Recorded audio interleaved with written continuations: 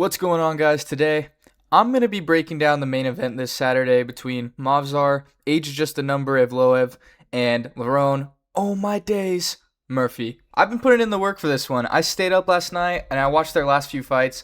I'm excited to see some of the best featherweights go at it. Even though there's this narrative that they're kind of boring fighters because of the amount of decisions they have, I was low-key pretty entertained throughout the fights I watched, even the one where Lerone Murphy took Josh Emmett to a 5-round decision in the big 2025. Speaking of which, I think the best play for this fight is a Movsar decision. I assume that's going to be the betting favorite, and it makes sense to me after watching the tape. But I don't think throwing a little bit of money on a Lerone fluke KO is a bad play either because of the value you get and some reasons I'm going to get into. I think I'll start my breakdown with an opinion. Lerone Murphy has gotten pretty overrated. Now, I'm not saying people are like out here glazing him, like doing all this, because I don't really see much of that. But genuinely, who has this guy actually beat? His best win is Josh Emmett. And like I said earlier, even though I think that performance is pretty overhated, I enjoyed seeing him striking in that fight. But come on, bro. Come on. Second best win is Dan Ige. And he barely got by him. I'm not trying to hate on Lerone. I actually mess with him. I like him. I follow him on Instagram. He's probably like my second favorite British 145er in the UFC. But, I just had to say that. I had to say who is he beat, like, honestly. And Movsar Evloev is good, dude. I think he gets a little overrated, especially by people who just glaze him to make it seem like, bro, Ilya ducked Movsar at 145. I mean, I don't think many people are saying that besides true Ilya haters, because it literally makes no sense for like 30 reasons.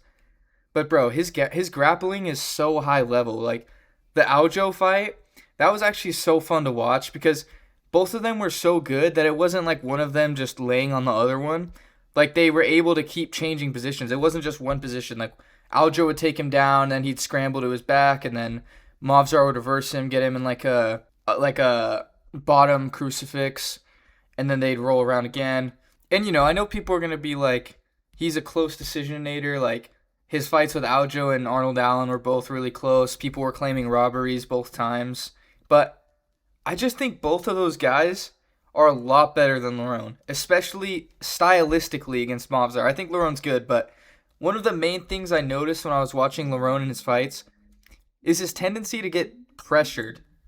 And I think Movsar can pull the classic grappler, backs them up near the fence, and then chain wrestles. I think it's going to work out well for him in this fight. I know Lerone is a counter striker. He likes to stay light on his feet, kind of back up, wait for good counters. And even besides the spinning elbow he killed Aaron Pico with, he's always kind of looking for those shots during his fight. I noticed during the Emmett fight especially, like every time Emmett would crash in, he would look for like a hard elbow or like a flying knee. Like he's always kind of looking for that stuff. And the thing is though, I just don't like his tendency to get pressured. It happened in the Aaron Pico fight a lot where Aaron Pico was just walking towards him and, it didn't pay off for him, but it was working for a little while. And I just don't think that's good going into a fight with Movsar. A grappler, if you get behind that black line with them, like they're just going to shoot. And, Lerone's been taken down.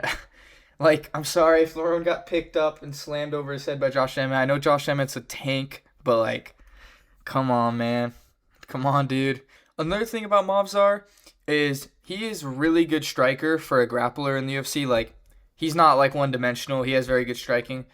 But there's just something like a little awkward about him. And in his striking. Like, it's just when he's in there. I don't know how to explain it really. He just gets kind of caught, and I think he's just not very dynamic. Like, he keeps his strikes pretty strict. Like, he tried throwing like a random spinning back fist against Aljo that got him taken down, but like, I don't know. He gets caught in exchanges with these guys. Even Aljo was hitting him a little bit, but he's still really good. I don't think the difference in the striking between him and Lerone, like how much better Lerone is from him, is as big as the difference in how much better Movsar is as a grappler than Lerone. I think we've seen this time and time again. The better striker isn't always able to impose his will as good as the better grappler because of the threat of the takedown.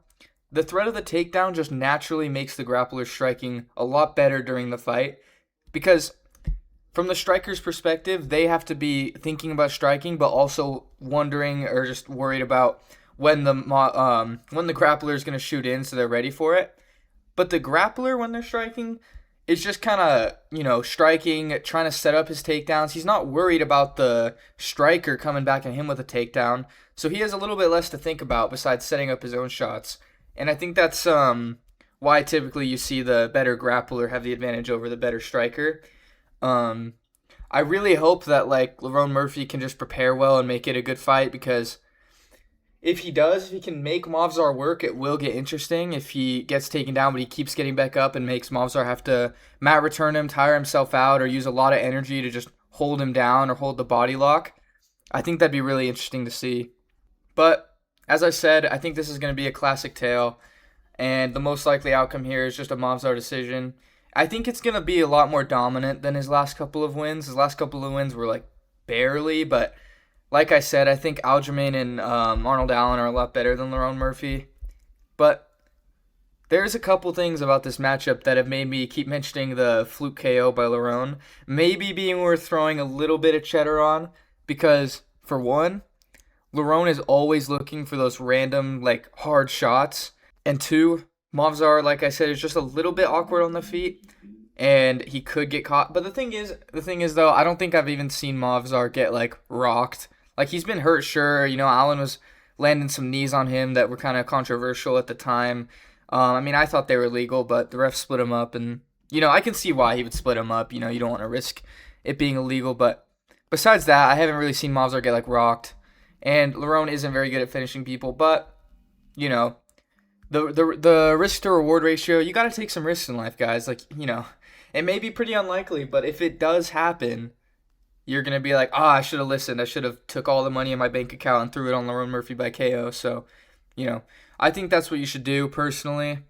But what I think is going to happen in the fight is Movsar out-grapple him and not get very out-damaged on the feet. Like, maybe, Lerone wins some striking exchanges, but it's not going to be that much to where it's like, I don't know, that round, Lerone did more damage. Like, I think Movsar is going to be able to clearly win the rounds. And yeah, that's about it. I'm going to take a look at the rest of the card. There's not really much to talk about. This card's pretty buns, to be honest. The Apex event last week kind of mogs. Luke Riley co-main event. Crazy how much being Paddy Pimblett's friend can do for you. I'm going to take him to win. He's obviously a prospect. He's getting a big opportunity in his home crowd. I think they're going to give him a winnable matchup, and I think he's going to do it. And Michael Venom Page bro. MVP is going to throw 3 significant strikes around and win a decision against Sam Patterson. Maybe he'll finish Sam Patterson. I don't know. Like, obviously, he's been fighting a lot better guys than Sam and winning, so I don't know why. Sam's good. I don't know. It's just such a weird matchup. Like, MVP should be fighting up. He just won at middleweight, and before, I guess he only won his last 2 at middleweight. I think his fight before that, he lost to Ian Gary at welterweight, but I don't know, man. It's just kind of an odd matchup. Like, I think MVP is going to do what he does. MVP can do that to almost anyone. Just bounce around and then land a couple good shots and then back up. Austin Lane, I think this is the guy, the football player who I keep seeing just get sacrificed. I think he last fought at heavyweight. 2-0 versus 13-7. Yeah, just give me Iwo Barneski by KO, bro. This guy's probably like a young guy, just got into the UFC. Gonna just KO Austin Lane. Roman Dolidze versus Christian Leroy Duncan. Christian Leroy Duncan. Yeah, bro. I got Christian Leroy Duncan here. I don't think either of these guys are that good, but Roman Dolidze kind of gaslit everyone into thinking Fluffy was, going to win the belt. We all thought Fluffy was going to destroy Strickland and then beat Hamza. I'm just kidding. I picked Strickland. But Roman Dolidze is pretty buns. Christian Leroy Duncan isn't that good either. But, I think Christian Leroy Duncan's going to win this one. And the rest of this card, bro. Bro, oh my gosh, this card is buns. Genuinely, the Apex card last week was better. I'm not even joking. It's just, English NPCs. Mario Pinto. I guess he's ranked. Yeah, bro. If you can't tell, I'm just stretching this video out longer. If you made it this far, I really appreciate you. I'll see you in the next one.